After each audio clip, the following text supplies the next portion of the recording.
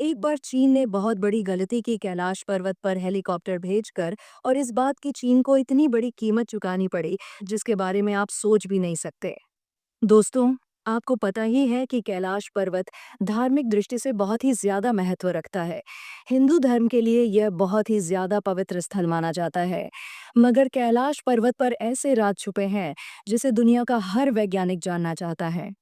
जैसे कि आपको पता है कि कैलाश पर्वत तिब्बत के अंदर स्थित है और तिब्बत के ऊपर चीन का कंट्रोल है। इसलिए इनडायरेक्ट कैलाश पर्वत पर चीन का हक है। मगर चीन ने कई बार कैलाश पर्वत पर चढ़ने की कोशिश की और कई बार वैज्ञानिकों की टीम को वहां पर भेजा। लेकिन हैरानी की बात यह है कि जब जब चीन ने कैलाश पर्वत पर हक जताने की कोशिश की है, तब तब उसे में ऐसे संकेत मिले हैं जो वाकई में हैरान कर देते हैं। 1990 और 1996 के बीच चीन ने कैलाश पर्वत पर चढ़ने की कोशिश की थी। लेकिन यह कोशिश इतनी भयानक साबित हुई कि चीन ने थक हार कर बेन ही लगा दिया। 2001 के बाद से ही चीन ने कैलाश पर्वत पर रोक लगा रखी है। आखिर क्या है कैलाश पर्वत पर ऐसा जिसकी वजह से चीन कैलाश पर्वत के नाम से ही डरता है? 17 वैज्ञानिकों का एक ग्रुप कैलाश पर्वत पर गया था, जिसे चीन की सरकार की तरफ से भेजा गया था। इस टीम में कुछ चाइनीज साइंटिस्ट थे तो कुछ जापानी। लेकिन इन साइंटिस्ट के साथ क्या हुआ ये किसी को नहीं पता है, क्योंकि ये वहां पर गए लेकिन इन्होंने एक डेट फिक्स की थी कि हम इस डेट तक वापस आ जाएंगे, लेकिन ये वापस आए ही नहीं। फिर कुछ रेस्क्यू टीम को भेजा गया था ये देखने के लिए कि अभी भी कोई जिंदा है या नहीं। लेकिन वहां जाकर पता चला कि इन सब की मौत हो गई थी। लोगों का मानना है इनकी मौत कमजोरी और बहुत ज्यादा खराब मौसम की वजह से हुई थी।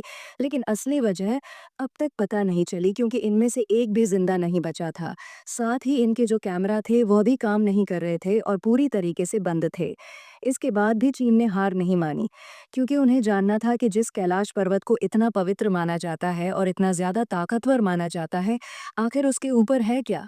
कैलाश की गिनती दुनिया की सबसे कठिन पर्वत श्रृंखलाओं में की जाती है। इस वजह से चढ़ाई के लिए इस स्थान को काफी दुर्गम कहा जाता है। अब तक कोई भी तिब्बत में स्थित कैलाश पर्वत के ऊपर चढ़ने में कामयाब नहीं हुआ। भगवान शिव का निवास स्थान कहे जाने वाली इस जगह पर कई पर्वतारोहियों ने चढ़ने की कोशिश की, पर उन्हें इसमें कामयाबी नहीं मिल पाई। रूस के एक पर्वतारोही सर्ग सिटियाकोव कैलाश पर्वत के बहुत करीब तक पहुंच गए थे। उन्होंने अपने एक इंटरव्यू में बताया, मैं जैसे ही इस पर्वत के करीब पहुंचा, मेरे दिल की धड़कन काफी तेज हो गई थी। उस दौरान मुझे काफी कमजोरी महसूस हो रही थी। इसे देखते हुए मैंने वापस जाने का फैसला लिया। नीचे की तरफ मैं जैसे बढ़ा, वैसे ही धीरे धीरे मेरी सेहत में सुधार होने लगा। कुछ इसी तरह का अनुभव एक दूसरे पर्वतारोही कर्नल आरसी विल्सन ने भी साझा किया था। उनके अनुसार जैसे ही वह कैलाश पर्वत के नजदीक पहुंचे, अचानक ही तेजी से बर्फबारी होने लगी, जिसने उनका रास्ता रोक दिया और आगे जाने नहीं दिया। लेकिन आखिर कैलाश पर्वत की चोटी पर ऐसा क्या छुपा हुआ है? हिंदू धर्म में कैलाश पर्वत को शिव का गरा माना जाता है।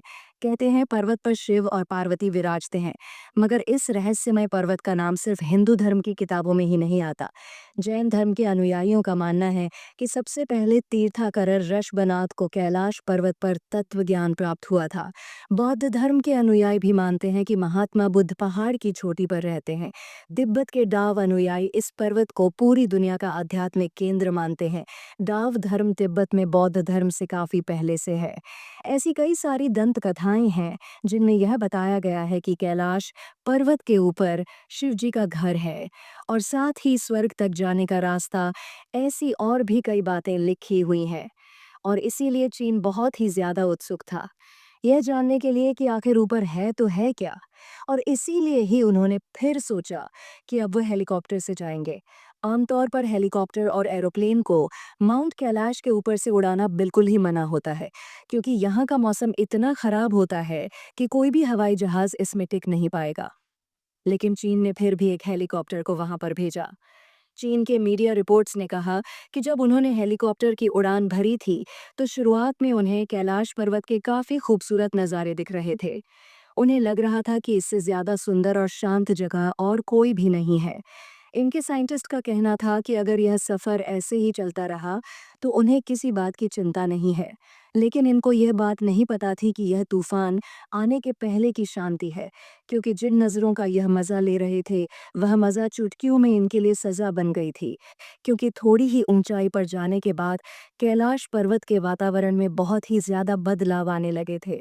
उनका कहना था कि वह जब जमीन पर देख रहे थे तो हर जगह पर हिमस्खलन आ रहे थे। ये हिमस्खलन बहुत ही ज्यादा बड़े थे। उनका कहना था कि नीचे देख के उन्हें थोड़ा डर लग रहा था, लेकिन ऊपर देखकर इन्हें और भी ज्यादा डर लग रहा था, क्योंकि ऊपर ऐसे घने काले बादल थे, मानो वह हेलीकॉप्टर को निगल जाएंगे। जैसे ही यह और ज्यादा ऊंचाई पर गए तो हर जगह पर बिजली कड़कने लगी और काफी जोर की बर्फबारी होने लगी। इतने ऊपर ऑक्सीजन लेवल भी बहुत ज़्यादा कम होता है, जिसके चलते इंजन भी अच्छे से काम नहीं कर रहे थे और हवा का प्रेशर इतना ज़्यादा था कि हेलीकॉप्टर को कंट्रोल करना बहुत ज़्यादा मुश्किल हो गया था। चीनी वैज्ञानिकों का माने तो उनका कहना है कि कैलाश पर्वत पर सारी दिशाएं आकर मिलती हैं, जिसके चलते उन्हें बहुत ही ज्यादा दिशा ब्रह्म दिखाई दे रहे थे। उनके लिए यह बताना मुश्किल था कि नॉर्थ किस तरफ है और साउथ किस तरफ है। उनके पास जो कंपास था वह भी पूरी तरीके से काम करना बंद कर दिया था। उन्हें पता नहीं चल रहा था वह किस ओर बढ़ रहे हैं। उनके लिए बस एक ही डायरेक्शन था, वह था ऊपर जाना। वह जैसे ही ऊपर जाते रहे वैसे वातावरण और भी ज्यादा खराब होता गया। फिर एक पल में इतना ज्यादा खराब हो गया कि हेलीकॉप्टर में वार्निंग मैसेज बजने लगा। साथ ही पेट्रोल के कांटे ने भी काम करना बंद कर दिया था। उनका दिल जोर जोर से धड़क रहा था और उनके दिमाग में वापस जाने के ख्याल आ रहे थे। और फिर इनके पास और कोई चारा नहीं बचा और इन्हें ये मशीन आधे में ही रोकना पड़ा। कैलाश पर्वत पर चढ़ना नामुमकिन माना जाता है। ये हेलीकॉप्टर भी उसके ऊपर नहीं चढ़ पाए। इस हादसे के बाद चीन बहुत डर चुका था। चीन को यह भी डर था कि यह बात अगर दुनिया के सामने आ गई तो उसकी बेइज्जती हो जाएगी।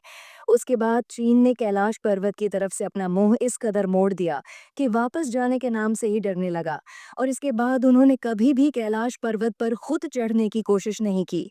इन्होंने कैलाश पर चढ़ना भी बैन कर दिया, लेकिन इन्होंने और एक बार आखिरी कोशिश करने का सोचा और दुनिया के 4 सबसे बेहतरीन माउंटेन क्लाइंबर्स को बुलाया और उन्हें यह मिशन दिया कि तुम्हें कैलाश पर्वत के ऊपर चढ़ना है। इन चारों ने सोचा कि कैलाश पर्वत के एकदम ऊपर जाने से बस थोड़ी नीचे एक जलधारा बहती है और इनका प्लान वहां तक पहुंचने का ही था। इन चारों ने अपने एडवेंचर्स को शुरू किया। कहते हैं कि एक हफ्ते तक इनका कोई अता पता नहीं था, लेकिन इसके बाद रेस्क्यू टीम को इनकी मदद के लिए भी भेजा गया और तभी ये चारों जिंदा मिल गए। लेकिन इनकी हालत बहुत ही ज्यादा खराब थी। इनकी आंखें अंदर जा चुकी थीं। इनके नाखून और बाल बहुत ज्यादा बढ़ चुके थे और बाल सफेद हो चुके थे। इनके चेहरे पर झुर्रियां आ गई थीं। ये ठंड से कांप रहे थे और ये बहुत ज्यादा कमजोर हो चुके थे।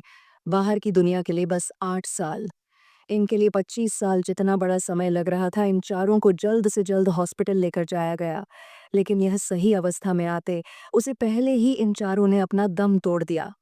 माना जाता है कि कैलाश पर्वत पर इंसानों की उम्र बहुत ज्यादा तेजी से बढ़ने लगती है। आमतौर पर हमारे नाखून और बाल बढ़ने में 2 हफ्तों का समय लगता है, लेकिन कैलाश पर्वत पर बस 12 दिनों के अंदर ये सब बढ़ जाता है।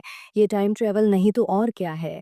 जहां वैज्ञानिक आज तक टाइम ट्रेवल का कोई पक्का सबूत नहीं खोज पाए हैं, लेकिन भोलेनाथ की महिमा के आगे सब कुछ फेल है। माना जाता है कि यह शिवजी का कवच है, ताकि कोई भी कैलाश पर्वत के ऊपर तक पहुंच ना पाए। आमतौर पर कैलाश पर्वत की एकदम ऊपर पहुंचने में बहुत ज्यादा समय लगेगा और अगर ऐसे ही कमजोरी बढ़ती रही तो वह आवेत आमे नहीं ध्यान दान आए नलीने पर पहुंचने से पहले ही मर जाएगा। कहा जाता है कैलाश पर्वत में चढ़ते वक्त एक पॉइंट आता है जिसके बाद ठंड बहुत ज्यादा बढ़ जाती है। आपको घबराहट होने लगती है और कई आवाजें मन में आती हैं कि वापस चले जाओ, जैसे कि कोई हमें चेतावनी दे रहा हो। जिन्होंने इस पर चढ़ने की कोशिश की है उनका कहना कि इसके अपर किसी पारलौकिक शक्ति का हाथ है। वैसे ये सवाल तो मन में आता है, क्या आज तक कैलाश के ऊपर कोई क्यों नहीं चढ़ा है? देखा जाए तो एक व्यक्ति है जिनका नाम था मेला रेपा है। ये एक बौद्ध भिक्षु थे और ये 1128 में कैलाश पर्वत के ऊपर चढ़े थे। माना जाता है कि मानव इतिहास के यह इकलौते ऐसे व्यक्ति थे जो यहाँ तक चढ़ा सके थे। वैसे नीचे आने के बाद इन्होंने किसी से बात नहीं की थी, जिसके चलते हम ये पता नहीं लगा सकते कि ऊपर है क्या। वैसे लोगों का कहना है, मिला रेपा पहले से काफी तिलस्म थे, लेकिन कैलाश के अपर से आने के बाद उनमें बहुत बदलाव था। उनकी आंखों को देखकर ऐसा लग रहा था जैसे उन्होंने दुनिया का सच जान लिया हो। उनका स्वास्थ्य पहले से बहुत ज्यादा अच्छा था, लेकिन फिर भी उन्होंने 7 साल के बाद 1135 में इस दुनिया को छोड़ दिया। दोस्तों, कैलाश पर्वत के बारे में कई और खास बात है। जैसे कि धरती के एक ओर उत्तरी ध्रुव है, तो दूसरी ओर दक्षिणी ध्रुव, दोनों के बीचों बीच स्थित है।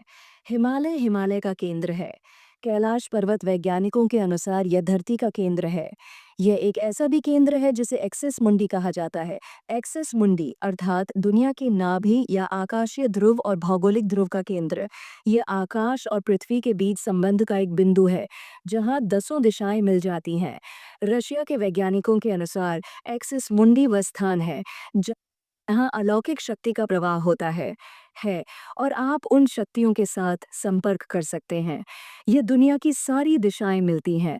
कुछ मानते हैं ये जाने के बाद आप सब कुछ देख सकते हो, लेकिन इसके ऊपर जो कुछ भी है पक्का कुछ खास है। एक रशियन वैज्ञानिक है जिनका नाम है अर्न मुल्डशेव। इन्होंने अपनी जिंदगी कैलाश पर लगा दी। इन्होंने एक किताब भी लिखी है जो कि पूरी कैलाश पर्वत के ऊपर इनकी थ्योरी से बनी है। इनका मानना है कि पर्वत के ऊपर कोई बहुत ही बड़ी शक्ति है जिसे नमयरा ने ईसा इन नहीं समझ सकता है। इनका कहना है कि अगर आप कैलाश पर्वत पर 1 महीने रुकोगे तो वह आपकी जिंदगी का 25 साल ले लेगा। दोस्तों, इनका कहना है कि कैलाश पर्वत के ऊपर नहीं, कैलाश पर्वत के अंदर भी अलौकिक शक्ति है। इनका कहना है कि जब कैलाश पर्वत में रात हो जाती है, तो एकदम शांत माहौल में आपको एक धुन या फिर ओम की आवाज़ सुनाई देगी। इनका यह भी कहना है कि कई बार आपको पहाड़ के अंदर से कुसपुसाने की आवाज़ें सुनाई देगी। कई बार पहाड़ के अंदर से चट्टानें गिरने की या फिर कुछ बनने की आवाज़ से भी आती है। इनका ये भी मानना है कि पहाड़ के अंदर कोई रहता है। इनका कहना है कि इसके बाद इन्होंने जब अपने साथियों के साथ यहाँ पर थोड़ा वक्त बिताया, तो इन्हें ये महसूस हुआ कि पक्का इस पहाड़ के अंदर कुछ है। वैसे तिब्बत की पुरानी किताबों में ये सब लिखा है कि कैलाश में एक ऐसी जगह है जहाँ से आप स्वर्ग में जा सकते हो। इस स्वर्ग को शंभाला कहा जाता है। कई हिंदू और टाइबेइयम ग्रंथ में लिखा हुआ है कि यहीं से सारे देवी देवता जन्मे थे। और ये भी माना जाता है कि कृष्ण भगवान का जो आखिरी अवतार होगा, जो इस दुनिया से पाप का नाश करेगा, वह यहीं से आएगा। और अर्न्स की बातें सुनकर यही लग रहा है जैसे कि शंभाला कैलाश के अंदर है और शायद उसके अपर से शंभाला तक जाने का रास्ता हो। वैसे अर्स के बाद और भी लोग हैं जो जब कैलाश पर्वत पर गए तो उन्हें अलौकिक शक्ति का एहसास हुआ। साथ ही दोस्तों, कैलाश की जो परछाई होती है वह एक स्वास्तिक जैसी होती है। अब दोस्तों, हम इन सभी बातों की पुष्टि नहीं करते हैं, बल्कि जो फैक्ट लोग बता रहे हैं वह हमने आपको बताया है। वैसे आपको क्या लगता है, क्या कैलाश पर्वत के ऊपर शिव रहते हैं या फिर कैलाश पर्वत के ऊपर शंभाला जाने की जगह है? इस वीडियो को लेकर आपके मन में जो भी सवाल आ रहे हैं, सब के सब कमेंट्स में ज़रूर बताना और इस ज्ञान से भरी सच्ची बातों को सबके साथ बताना, क्योंकि ज्ञान बांटने से बढ़ता है। धन्यवाद।